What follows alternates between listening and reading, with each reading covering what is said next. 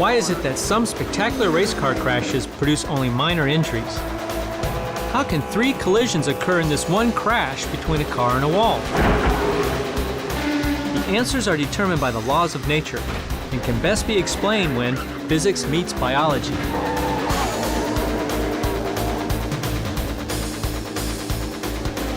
Through injury biomechanics, the study of the effects of forces on the human body, we've learned much about what happens in high-speed race car crashes, and doctors and engineers have used this information to build safer race cars and tracks.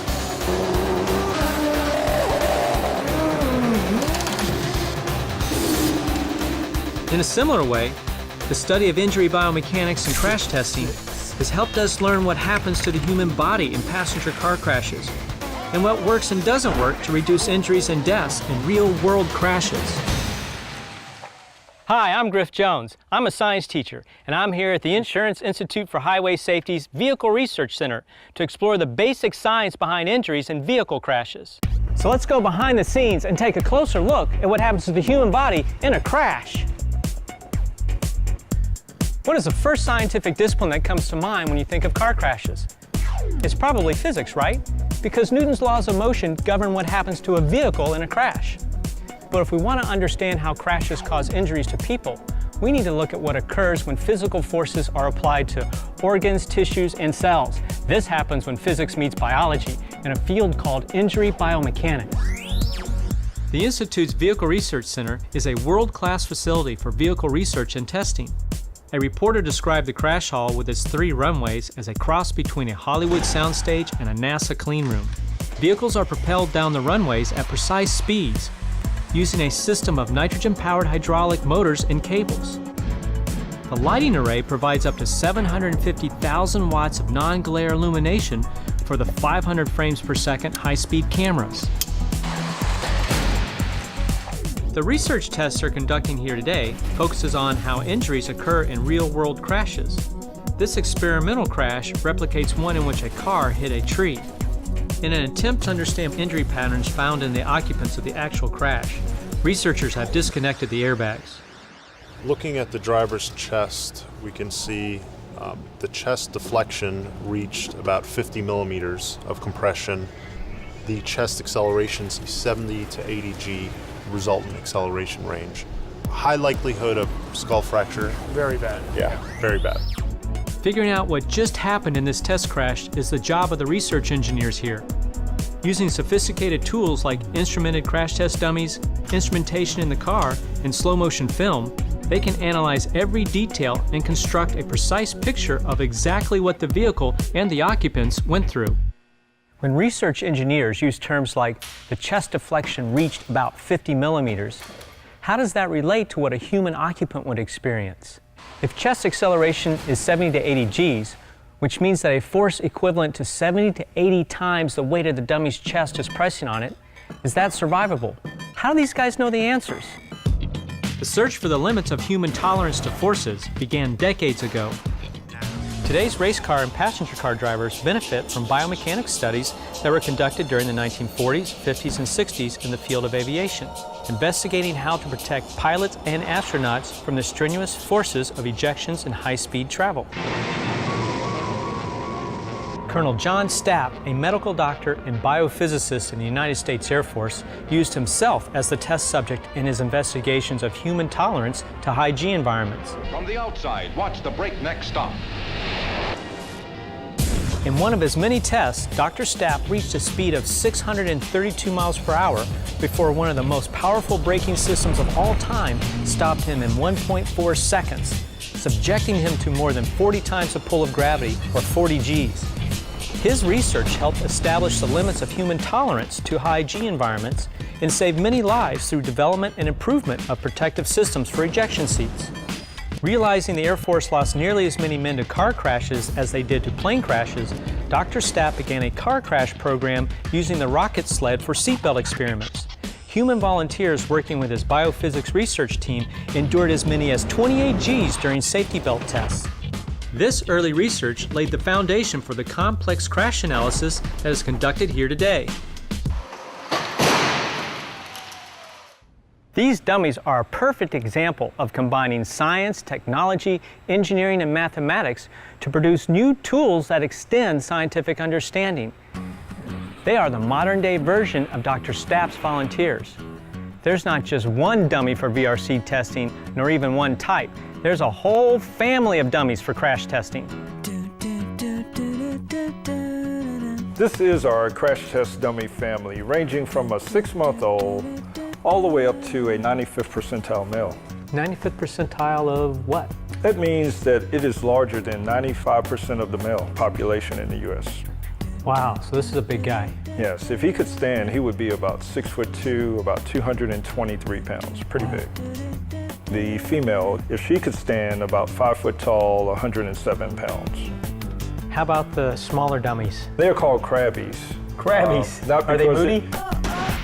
They're not moody, but it stands for child restraint airbag interaction. And so when we're doing the frontal crash test, it's 50th percentile? Yes. Okay. Side impact is the small female. Side impact dummy is a very complicated dummy. It has the most instrumentation.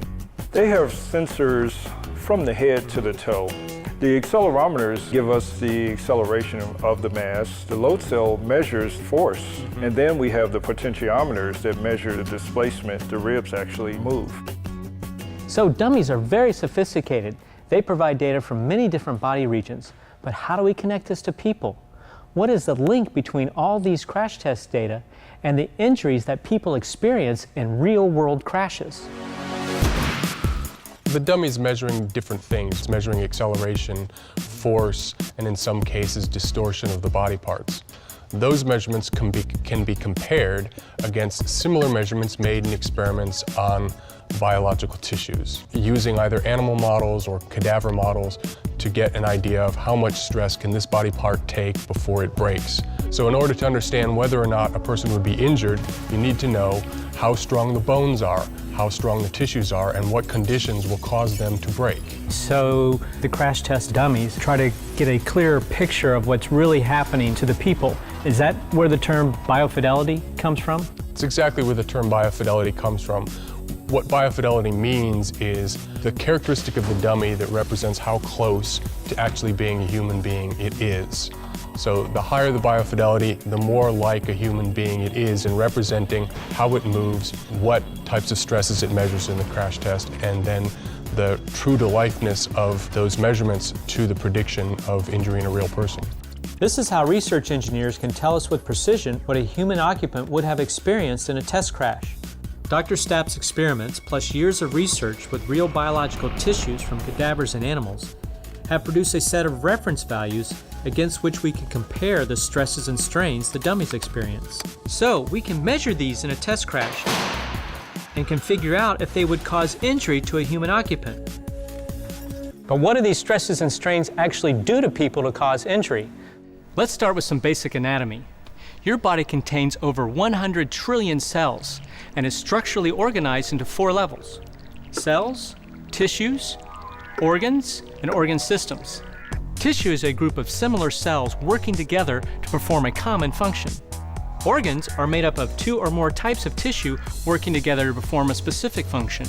And each organ is part of at least one organ system that performs major activities or processes. Your body contains 4 fluid-filled spaces called body cavities that house and protect your major internal organs. Within the body cavities, your organs are suspended in fluid that supports their weight and prevents them from being deformed by normal movements. Your organs are also protected by your bones and muscles. For example, your heart and lungs are protected by your rib cage and sternum inside the thoracic cavity. Your brain is encased within your cranial cavity and is protected by your skull. Now, with this as background, remember the question from the beginning of this film: how is it possible to have 3 collisions in a single crash? Remember, the laws of physics hold true everywhere, on a highway, on a racetrack, and even inside your body. If a race car is going 200 miles per hour, so is the driver's body and every organ inside it. Let's answer the question. The first collision is between the car and the wall. The second is between the driver and the car's interior.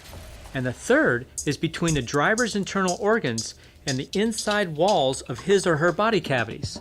Tell me a little bit more about the injury. To help us understand more about what happens to organs in the third collision, let's meet Dr. Stephen Olvey, a neurocritical care physician and director of the Neuroscience Intensive Care Unit at the University of Miami's Jackson Memorial Hospital. Basically, during a crash, you have three collisions. You have the initial crash of the vehicle. Then you have the occupant hitting something inside the car and coming to a sudden stop.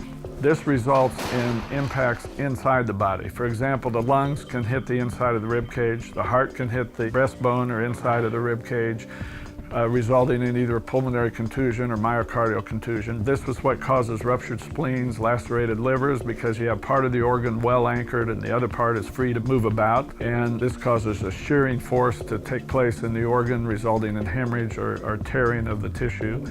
The brain is enclosed in a rigid case, the skull, and it's cushioned and surrounded by the cerebral spinal fluid. The cerebral spinal fluid is actually a different density than the brain itself, so in the event of an impact to the skull, the brain begins to move, the cerebral spinal fluid begins to move, but it moves at a different rate than the brain. So it'll actually displace the brains in the opposite direction of the initial impact to the brain. This simple experiment helps illustrate the phenomenon. This represents your skull. There's water inside representing your cerebral spinal fluid, and the red gel is your brain. The gel floats because it's less dense than water, just like your brain is less dense than your cerebral spinal fluid. What do you think will happen to the brain during impact? Will it move forward, backward, or stay in the same spot? Let's see. The initial movement of the brain is toward the back of the skull. The more dense cerebral spinal fluid moves toward the side of the skull impact, displacing the brain in the opposite direction. If the impact is strong enough, the brain will initially impact the back wall of the skull, then rebound and hit the front of the skull. This type of injury is called the coup contre coup, which is a French term meaning blow against blow. The order of events inside the skull is still debated in the medical community. Whether the more dense fluid displaces the brain in the opposite direction first, or whether the brain moves in the direction of the initial impact first and then is displaced by a wave of spinal fluid is not yet fully understood. By the way, this simple experiment was designed by a high school student for her science fair project. It was later published in a medical journal and has contributed to the debate. Crash injuries occur when stress develops in tissue. Another way this happens is when one part of the tissue or organ is firmly attached to the torso and another part is free to move. For example, with the heart and its blood vessels, the ascending aorta and its arch are mobile, while the descending aorta is fixed. Here's a demonstration of how a sudden stop, like a third collision, can cause an acceleration injury to the aorta. The aortic arch is represented by the unsupported gel. The gel inside the tube represents the descending aorta, which is fixed to the body. Try to predict what will happen during the collision. The unsupported section of gel continues forward and tears away from the supported gel. During an actual collision, the fixed descending aorta will decelerate along with the body, while the arch and ascending aorta's momentum keep them moving forward. This difference in acceleration or deceleration causes a tear where the fixed and mobile parts meet. Even the inertia of a blood-filled heart can cause stress and strain on the aortic arch. We've been talking about stress and strain on tissues and organs, and we've seen how a crash applies some of these forces. But what is stress and strain in this context? Stress is a measure of the average deforming force exerted over a defined area of tissue. Stress produces strain, which is a measure of how much the tissue deforms as a result of the stress. This special gel has elastic properties similar to certain human tissue, but not all human tissue is of equal strength. Forces and pressures on the outside of your body cause stress within your tissue.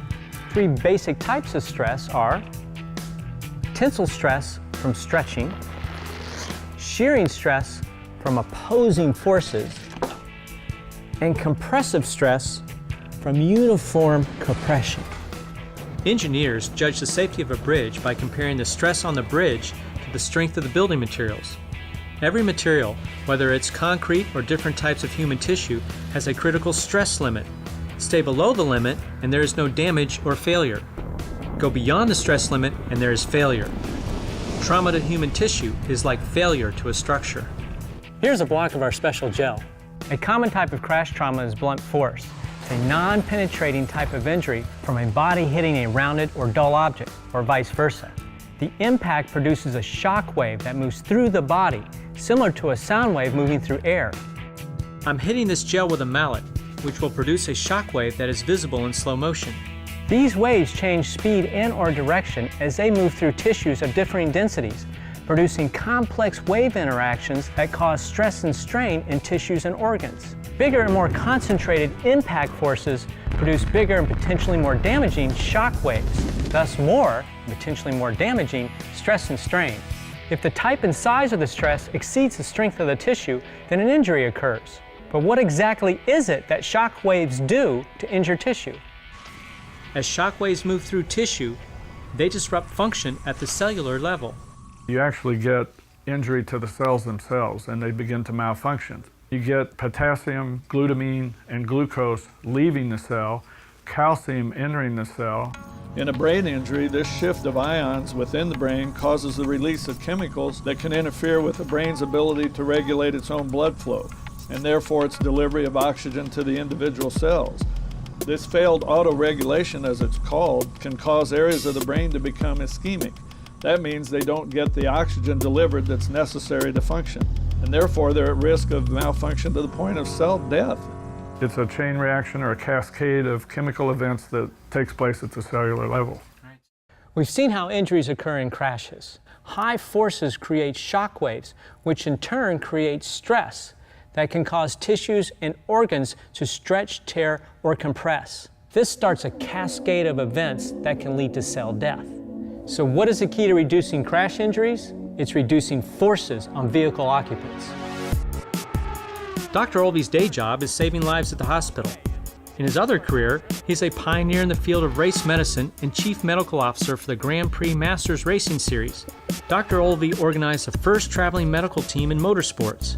Beginning in the early 1980s, he and his colleagues began collecting data related to race crash injuries in order to identify trends and methodically study injuries. In 1993, Olby's team began to use professional auto racing as a laboratory to collect and analyze data from onboard crash recorders. This led to significant safety improvements in race car and track design. Now they've had some innovations in the wall as well, so that the wall has some give to it. It's called the Safer Wall, and it's a series of styrofoam plates behind the barrier that absorbs the shock of an impact, and it really cuts the strength of the impact by 40 to 60%. You've heard about crash recorders in airplanes, well, we have crash recorders in race cars as well. This box has triaxial accelerometers, which measure accelerations in 3 directions: vertical, horizontal, and longitudinally. So in the event of a crash, they can take the data off of this recorder, take it back to the laboratory, know exactly what the driver went through in that crash. This allows you to make computer models and reenact the crash, and you can make changes to the car. Advances in motorsport safety, brought about by the study of injury biomechanics, have made a big difference in drivers being able to survive high-speed crashes. He's going to unbolt himself from the 6-way harness. Safety features like 6-point harnesses, rigid safety cages or tubs, energy-absorbing head surrounds, breakaway parts, and energy-absorbing walls have contributed to reducing forces on drivers and preventing injuries. In the vehicles we drive, The study of injury biomechanics has contributed to huge improvements in vehicle design. many of these improvements have resulted from the work of the Vehicle Research Center. The key here is This is Adrian Lund. He's president of the Insurance Institute for Highway Safety. you try to design the structure of the car so that it crushes in front, so you're bringing the car to a stop slowly over time. If you bring the car to a stop slowly, that gives you time to protect the occupants inside. So that's a little extra time for you to manage the occupants' kinetic energy. We have a good safety cage here. That means that there's plenty of room for the belt and the airbag to give them more ride down space. So even after the front of the vehicle has come to a stop, the safety belt can stretch a little further, the airbag will deflate, and they can ride that down. We're finding ways through our research to lengthen that amount of time over which these changes occur. Here's a challenge I give my students. Design an egg-carrying car from only 2 sheets of paper, but with unlimited amounts of glue. I provide the wheels and axles, but they must apply their science knowledge and skills to produce a crash-worthy vehicle that protects the egg. Ooh. The car with the most momentum that is able to protect the egg is declared the winner. Safe car. No injuries. Now in a side impact, it's actually pretty hard to increase the time. So the other thing we do is to try to spread the forces over a larger portion of the body so that no part of the body experiences forces that will cause injury. Right. If you don't do that, then maybe the armrest just comes in and it hits you at once, and it's trying to accelerate your whole body just by pushing on your abdomen. And then you have injuries. If you've got more force in a concentrated area, you've got more pressure. So you've got more stress and strain, which damages tissues and organs. That's right. Force and pressure are closely related, but they are not the same thing. Here's a more dramatic demonstration of the difference. Can you explain why the very sharp nails, trust me, they are sharp, do not puncture my skin? No, it's not magic. It is because my weight is distributed fairly evenly over the nails. The trick is to have a large number of nails. Pressure is equal to the force exerted on a surface divided by the total area over which the force is exerted. The more nails we have on our board, the greater the total surface area I am lying on, and the lower my pressure on any one nail. More nails means less pressure. We have so many nails on our board, we are going to put a 223-pound crash dummy on my chest. Even though the force has increased, there are still enough nails to keep the pressure at a safe, although rather uncomfortable, level. It used to be that crashes were always referred to as accidents. Accidents. But that doesn't tell you how to prevent them. What tells you how to prevent them is to realize that this is a crash. It's a physical thing, it's predictable, it has predictable consequences. It's just the physics and the biology. Whether it's on a racetrack, a rocket sled, or on the highway, the principles are the same. When forces are high on the occupants, there is potential for damage to tissue and organs. Keeping people safe in crashes has to do with extending impact time, keeping the occupant compartment intact, and tying the occupants to the compartment. What happens to the human body during a crash is determined by biology and physics. You can't argue with hard science.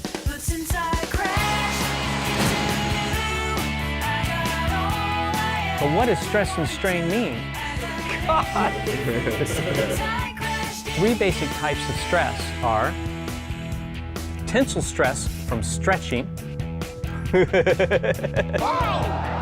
Upside down! This happens when biology meets physics. Oops. And when physics meets biology.